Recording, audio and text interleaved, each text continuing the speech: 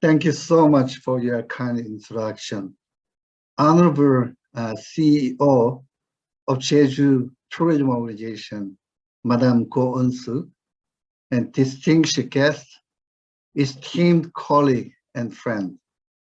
I wish I could be sitting right next to you and being able to say, good morning, Jeju.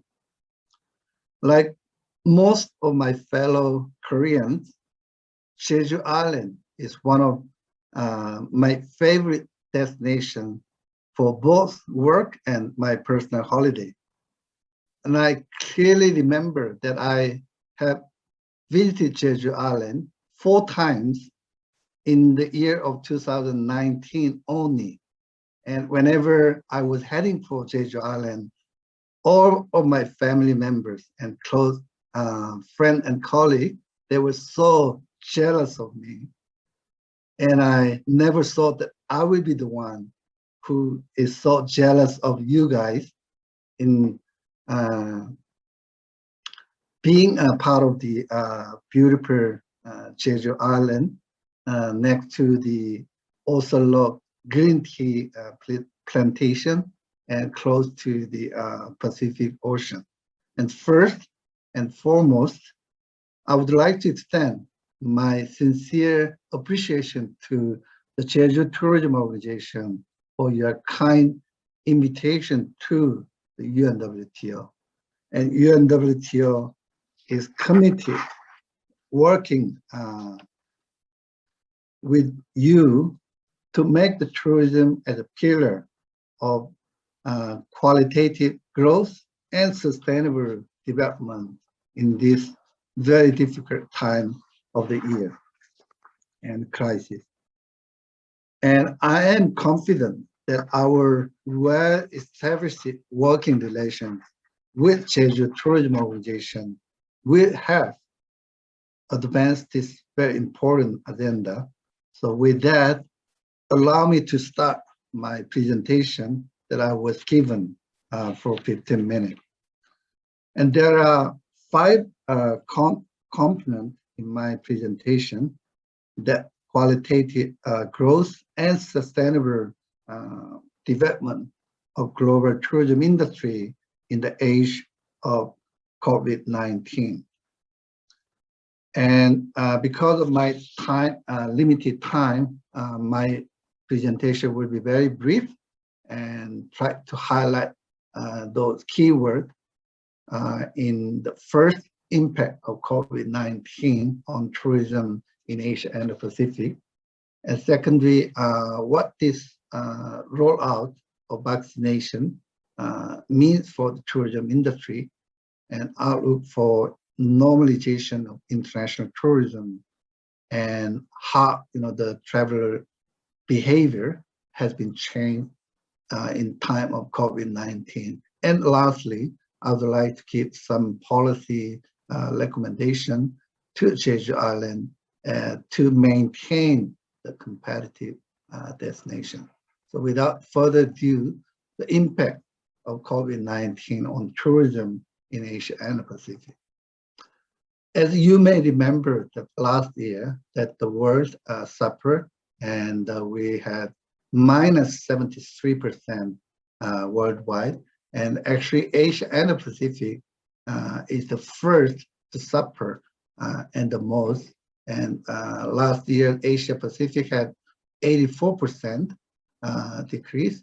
And the first 5 months of this year also had minus 95% decrease compared to the year of 2019.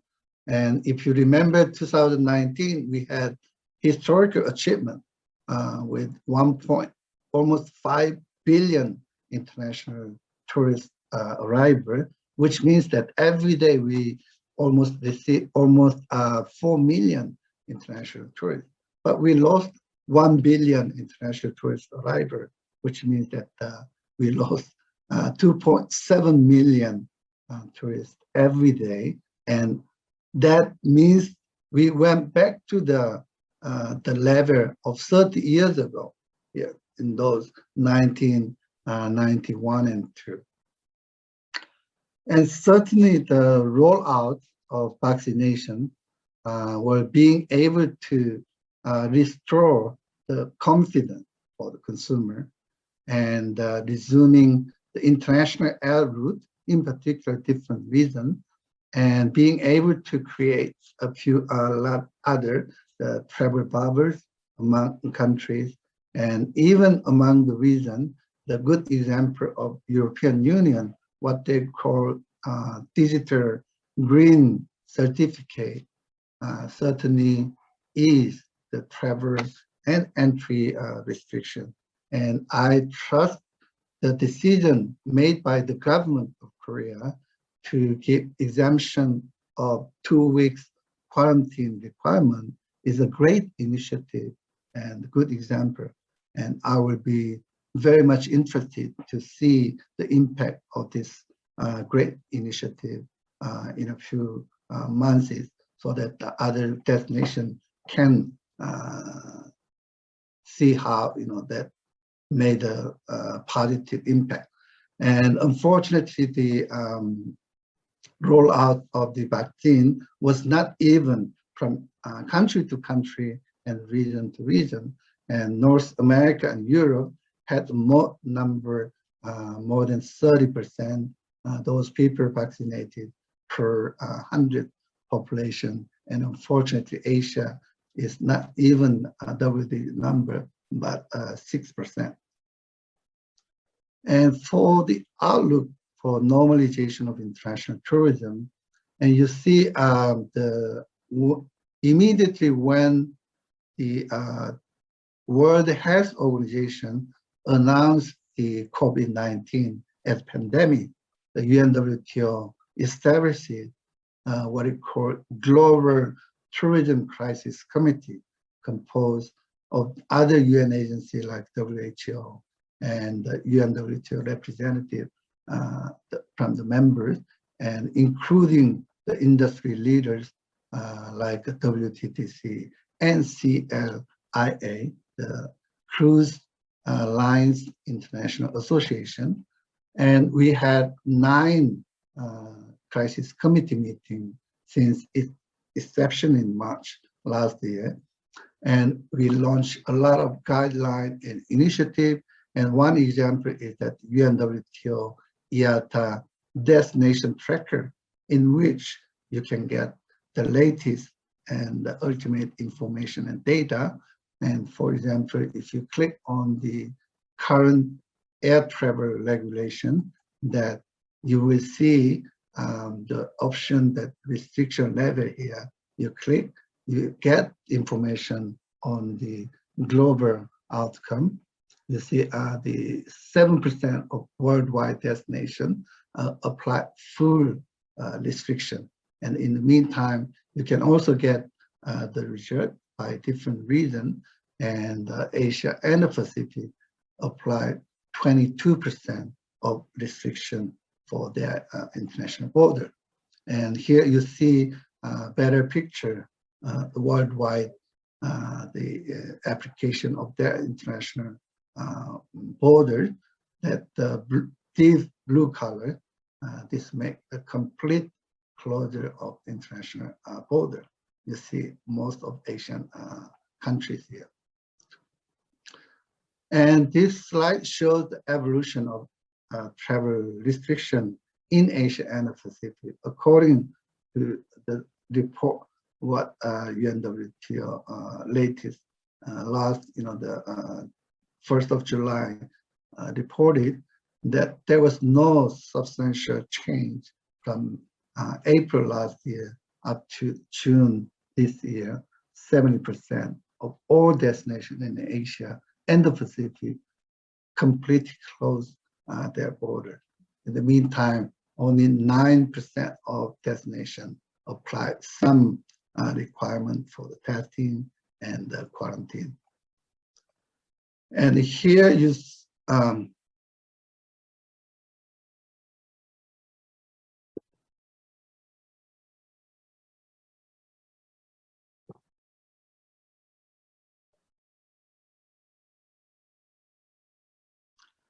here you see the actual data from January last year up to April of this year, that you see 97% decrease that last March and April, and there's a little bit improvement during the summer holiday season last year, and then down, and then now we are going a little bit up. And depending on gradual the easing of the restriction and when we get better, the improvement in consumer confidence. If it is in July that we are anticipating minus 63% decrease, and in September minus 75% compared to the level of last year. But according to the panel of experts of UNWTO, anticipate to reach those level of 1.5 billion in the year of 2019 won't be realized until by the end of 2023, if not 2024. And now, for briefly, let's see how the traveler, the pattern and their behavior change in time of COVID-19. And of course, even in their domestic tourism destination, they tend to travel much closer from their hometown, and they are looking for more like nature and rural tourism. And obviously, the new concern is on the health and safety measure and how they get the policy on the cancellation. And people tend to make a booking very last minute. And of course, younger generation travelers are more resilient and more brave to travel, and they are more responsible when they are traveling. Even in the destination, they behave much more responsible. And this is the last part for the policy recommendation. And before that, I thought it is worth to share the outcome of the survey that we had listened to all the members of UNWTO. And we received 90% of response. And our members in Asia, more than 53 and 59% as the key opportunity for the next 3 years. They were being able to rethink tourism in a more sustainable manner, and digital transformation to boost innovation as a great opportunity. In the meantime, the Ministry of Culture, Sport and Tourism of Korea, they identified the most significant opportunity is Korea was being able to get improvement of the country's overall image and awareness as a tourist destination because of positive message that we got through the Korean culture and what it called Korean wave, and also the early response and containment of the COVID-19.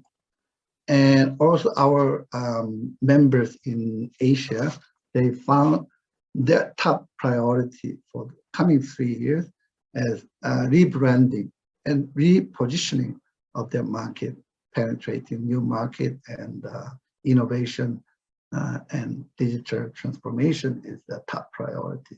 In the meantime, the government of Korea in charge of tourism see their top priority is the pace resumption and early recovery of inbound tourism market. And here, for the tourism status in Jeju Island, is known for one of the most visited islands in the world. And I understand that Jeju received 15 million tourists because of natural beauty and excellent infrastructure and facility with unique culture.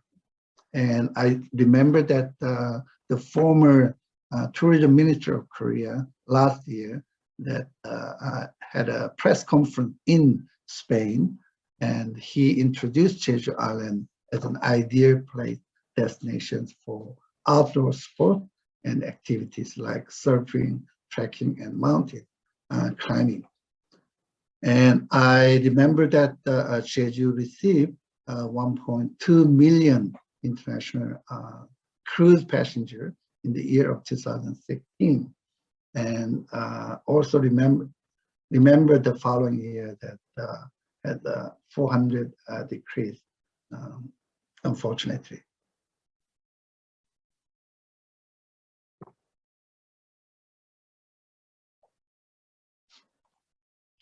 Here is my last slide for the policy recommendation to Jeju Island.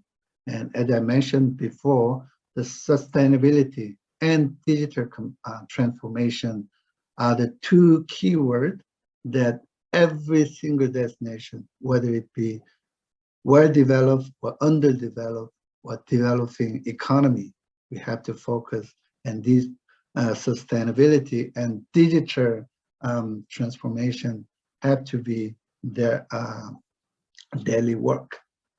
And as the theme of this forum indicated, qualitative growth and quality-based tourism product is very important and should be more focused from now on. And instead of the target number of visitors, that we should be more focused on income and make sure that the people who visited Jeju Island should be staying much longer than before. And one good example is that if you may remember, Maldives is perhaps one of the only destination in Asia, if not the world, received almost the level of the 2019 before crisis, the tourist arrival. And then they found the average staying in Maldives has been increased 1.5 days. So they found that 7.5 days night stay, rather than the crisis. Before the crisis, they had a 6-night average stay in Maldives. And also, we certainly understand to penetrate new source market requires a lot of investment in terms of time, human resources, and of course financial means. So what about those the expatriates, not only in Korea, from the neighboring country, and also let's make sure that all those foreign visitors to Korea to extend their visit to Jeju Island. And lastly, that we want to remember Jeju as a premium destination and not as mass or group tourists. And I know many South Korean, they go to Switzerland, which is not a cheap destination, but premium destination. They save the money in order for them to enjoy the premium destination. So Jeju want to be remembered the premium destination, not only for Korean, but also to the foreign visitor. So in closing, the UNWTO is indeed proud to partner with the Jeju Tourism Organization, and we hope to continue further our fruitful collaboration in the future. And I also want to ask you to feel free to let me know if you have any question. I will be happy to give you full answer or other information through email. And I am very much looking forward the opportunity of seeing you or in person, whether it be in Madrid or in your beautiful countries. And thank you so much. And 감사합니다.